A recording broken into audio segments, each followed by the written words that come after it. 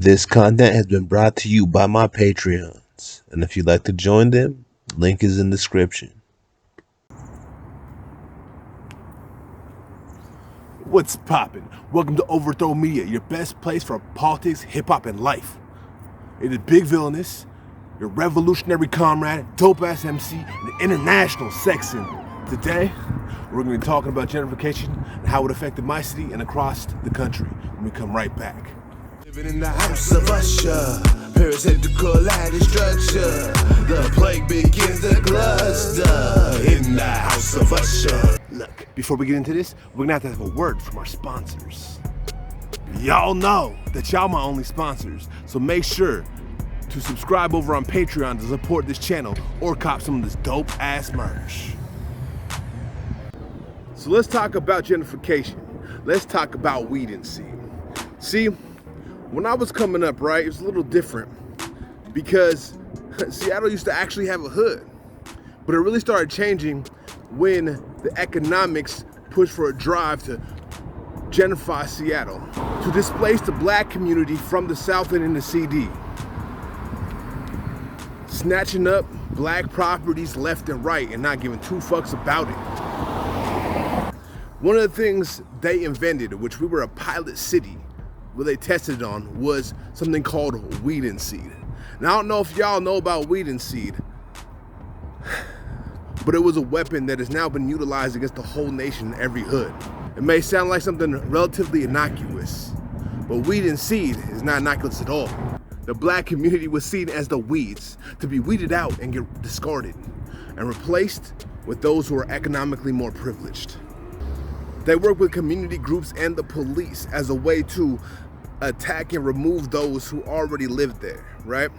They use things like trespassing people from streets, whole streets, like main avenues, to be able to force their parents to move.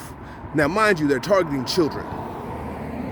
And we got to thank people like Bill Clinton, Joe Biden, and Hillary Clinton for how that targeting worked.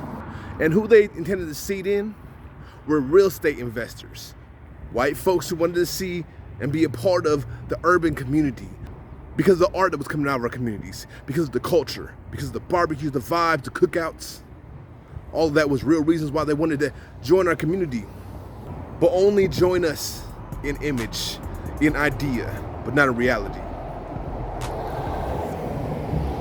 They never wanted to accept our customs, but that was accounted on to be a part of the whole analysis of weed and seed. We see the loss of our community. All that for the benefit of real estate investors. But it's not even just that. One of the things and tactics they use was incarceration. So what they would do is charge people with drug crimes, right? The children specifically. And they'd use that civil forfeiture to take people's houses away, black folks' houses away. Increase policing all through the South and the CD. Not to mention, police were some of the people who escalated the gang conflicts in the first place. Then they used those gang conflicts as justification to over-police us, to target us for things like selling weed, which then later, of course, Uncle Ikes took up on the same corner. People hustling to survive and struggling to make ends meet in an increasingly expensive city and society. One that very much doesn't want to see pigmented faces, especially if you're actually from here. One of the most crucial aspects to Seattle's weed and seed is how they pushed us out into areas that we know are disaster areas. Only places we were able to move to, like Kent, to like Auburn, Tacoma, all the places that are lahar flow zones. To explain a little bit about that, what lahar is when a mountain erupts, certain types of mountains, instead of gushing with lava, they make lahar. Lahar is hot mud mixed with lava, ash, and everything else, and it will be covering and blanketing the whole South King County for the most part. They've been knowing this will kill 150,000 plus people, but it's funny that's where they push us to, right? Especially in Seattle, gentrification is definitely genocide. Let's get it. A part of the Weed and Seed program was recruiting churches and community organizations to weed out the bad elements, to identify and target the elements that they could remove from their community. Those they say were criminal or AKA lumpen proletariat. A lot of them were doing it because they wanted to have better property values, make more material goods for themselves over the betterment of their community. They always phrase it as if it was to help and benefit us. Talking about wars on crime, wars on drugs, but it really was a war on us. Because the war on drugs went hand in hand. Because like I talked about earlier, it was civil forfeiture. It was fundamental in trying to justify what was happening to our community. It was fundamental to being able to justify expanding it from just Seattle and San Francisco to across the country. So I guess the question is, what do we do? I guess it falls down to a simple question. What part of the problem are we focusing on? Because there's the idea of what we can do on a national scale for multiple people and the things that need to be done specifically for Seattle. On a national scale, we can follow the brothers in the Bay who run up on these contractors, mask the fuck up, and let them know they're not welcome in their community. I'm not saying assault them. They don't do that necessarily. But what they do is let them know you ain't gonna buy their property. The other thing is putting pressure on the police. Not just defund, but abolition. When we start to do that, we'll start to see a reduction in gentrification.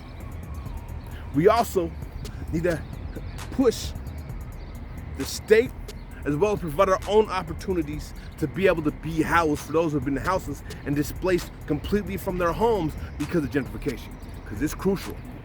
We need to build networks of solidarity between gentrified communities to be able to fight back collectively against the system. We also must break down what it is, because gentrification is just an expansion of colonialism. It is rebirthing itself and rebranding itself. Because for colonialism, it's Mando to be able to expand, to be able to continue to displace and take primitive accumulation, whether it's land or labor. We must fight against the prison system, because the prison system itself helps gentrification, incarceration, civil forfeiture, and so on is able to steal black land that was acquired by hard work locally. We gotta think about what are the ramifications of gentrification. We still have to fight houselessness. We still have to push against what they're doing to our communities, to the continued gentrification, though we're almost lost as far as Seattle's concerned. We must be able to force the city to provide the resources to relocate people or to build infrastructure to protect people from the incoming disasters, which is a hard struggle because we know this society doesn't care about our future because they trash the whole planet, not just our city, not just our nation. We must find solidarity between the proletariat and the lumpen proletariat, because we can't act like there isn't mad division, because the proletariat is so often trying to be the bourgeoisie. And we must acknowledge the race elements behind these things, because if we don't, we'll never be able to get to a point where we'll be able to show solidarity across the board in a real way. And that's what it's going to take. Gentrification is serious, right? Because it goes hand in hand with incarceration, policing, environmental racism, and just all around the destruction of the planet. Have you experienced gentrification? Are you going through that in your city? Let me know down in the comment section. Make sure to like, hit the subscribe button, hit that bell and personalize it so you can stay notified every time I drop a new video. Share this widely if you are down for the struggle against gentrification, and let's build. You can get me in the comment section or overthrowmedia@gmail.com. Let's really build. Let's really feel. I also am developing a workshop on specifically the situation in Seattle and the Lahar zone and Mount Rainier and how Seattle did us. And if y'all are interested, you can get it in my email and I can break it down for y'all in on the little workshop. Make sure to follow me at all my social media. That means villainus_music at Instagram, Twitter, TikTok, SoundCloud, Twitch, and make sure, that Patreon.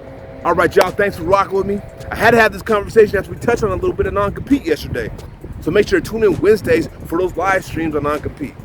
It's the dialectic, All right, I'm out of here. Catch y'all later. Deuces. Walking through the crease and the cracks of the streets, struggling for some food and a bed to sleep, while trying to cause overthrow. I'm feeling weak. Ideology